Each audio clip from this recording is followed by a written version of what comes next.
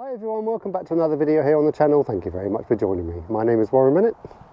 Trev's chilling down there because I've taken his tennis ball away, and welcome to day 4 on this advent calendar series in December. So this video is all about the role of the lead leg.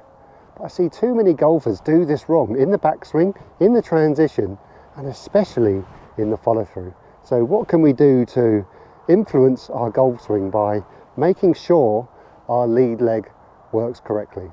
So I'll get the front camera set up. Trev looks pretty chilled down there, I think, and I'll tell you all about it.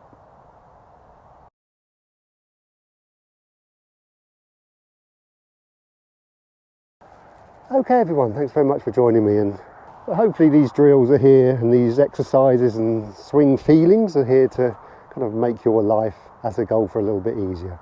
And don't underestimate the importance of this lead leg and how it can influence many things in our swing, in either the backswing, transition and the follow through. So let's get going. So before I get going, I'm going to give you a visual here and I'm going to tell you kind of what I think the role of this left knee, pockets and this lead leg should do. So what I'm going to do, I'm going to take my posture and I'm going to put an aim stick on my left heel onto my right toe and my right heel onto my left toe. So it's like a little bit of a crisscross here. So what you want to do with your left knee, you want to try and mimic this stick on the ground here, and it's not just your left knee, so you don't just want to do it with your left knee only and nothing really happens. Obviously this is in conjunction with a coil of the body, so, and that's both sides by the way, that's a coil of the body in the backswing and on the follow through. If I step away from it slightly, but you can do this with a club if you like.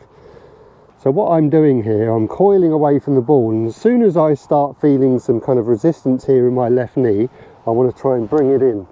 So it doesn't go out towards my left toe, and it doesn't go in here, which I don't see a lot of people doing. Generally, I see a lot of golfers suffer from the old tilt, so the knee goes towards the left toe too much. Obviously that's exaggerated. I got too much weight on my left side there. That is exaggerated. So what I'm doing, I'm kind of matching that stick on the ground with my left knee and my left pocket. I'm coiling, but to allow this coil to work correctly, I'm bringing this left knee in and the left pocket as well. What that's going to do is going to allow my right pocket to go back a little bit and give me a little bit of spine tilt, especially with the driver. It works really well. So remember, if you want the correct weight shift by coiling, bring your left knee towards your left toe. So that backswing coil with our left knee and our left pocket is setting ourselves up for the downswing, and the downswing now needs to match this stick on the ground that's highlighted. So for you people that are a little bit quick and a bit quick with the rotary stuff and out the way too much, this is going to feel really stuck to you. That's a good thing, because what you're looking for is exaggerated, by the way, just for the effect. I'm going to match that stick on the ground. Now it doesn't have to be exact, that's probably quite exaggerated. But if you want this club to drop down in the slot a little bit more, if you want these hands to drop down, you want to feel a little bit more shut out here. If I can speak properly, this is exaggerated. So left knee towards the right toe and pocket, and then left knee out. And obviously the right can kick in a little bit, but I like it holding a little bit in transition. So you're not just doing this, that's wrong. The initial few clicks in transition is done by the left knee going out towards my left toe. So it's only subtle, I'm doing it probably more than I should just for effect. So backswing, downswing. Now I'm setting myself up to allow my left knee and pocket to go back. It's basically what's called ground pressures. It's just a fancy name for the correct weight shift, I call it.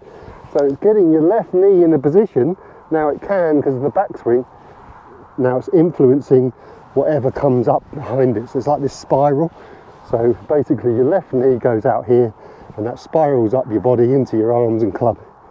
Now from here, what you can do, you can now coil, turn, release, however that looks for you, on top of that left foot. So I'll just take these away. Now I can start hitting some balls, visualizing that cross on the ground. So I'm basically left knee over to the right toe. It doesn't have to be exact, probably not going to be as much as that. And now I'm really going to focus on my left knee going forward and out slightly. It's exaggerated, I don't really need this for my swing. That's going to give me in this, that's going to put me in this position. Then from here, I'm really going to focus on twisting around that left foot on the ground. Too many golfers I see have their left heel off the ground. So it probably comes from the wrong order outside and then having to cut across it. But too many golfers stand there and they've got their front heel off the ground. So you can break your swing down a little bit doing this. Left knee, left pocket, left knee out, really stay shut, allow this to drop down. From here I'm going to keep my left foot on the floor like I've got 6-inch nails and just stay and pivot round there. Beautiful, whatever the release looks like for you. If you're a slicer of the ball, and generally people who have this left knee and too straight and out the way like that, you might have seen a lot of professional golfers like kind of jumping. I get it, they're trying to create maximum speed, but remember where they're coming from. They're probably coming from a place where they do this too much, so they want to try and get out of the way. A majority of club golfers, and if this is yourself, want to try and keep this as passive as possible. I don't like this left leg too straight too early. I like it bent, if anything. There we go. From here you can stay there. If you want to release it a little bit more, you just stay there. So you stay shut and release it with your hands and arms a bit more, producing a bit more draw, spin up the right. Just like that, you see. So I'm staying nice and shut. It's exaggerated, but you can see my left knee is still bent. If you're a golfer that wants to take away that hook, you can stay the same here. I wouldn't go too deep into it, but from here you're really turning through. It's exaggerated really. Generally golfers who hook it are a little bit too stuck like that, so it's probably not the drill for you really. But generally this feeling is for the golfer who gets it a bit out and up and not producing that speed, and a bit slicey as well. So the roll of this leg has a massive influence of what's spiralling up my hands and arms there. Beautiful. And obviously let's go and hit some full shots without stopping now. Keep my left foot on the ground throughout. I really recommend next time you go out and play golf is to keep this foot on the ground all the time if you can, especially on the way down and on the follow through. If you want to lift your left heel off the ground in the backswing, that's fine, but make sure you plant it, not staying there back here. Make sure you plant it down and stay there. So that foot does not change throughout the whole swing, the follow through anyway. You can see I'm not really a fan of a lot of ankle movements, Scotty Scheffler like. I don't want to sound patronising, but a majority of club golfers, recreational golfers anyway, need their lead leg and foot on the ground. Don't want to be moving this too much. You don't want this left heel up in the air. It's fantastic. You get that weight shift right and you stay there. It's going to spiral up your hands, arms, body and into the club hopefully. So you can do little half swings if it's a bit new to you. Take a bit of pace off it. So if you're the golfer that a little bit over the top wants to create a little bit more compression and strike and take away a bit of slice maybe, is think of the X on the ground. Think of where that left knee goes and the left pocket. Remember, you're always coiling as well. Remember, in the transition, this is going to be the weird one for you. Remember, bring it down over your left toe, and that allows this to drop. And from here, you probably just need to stay stationary as possible. Remember, you don't want this spinning out too quickly. That's the result of coming over the top and straightening up.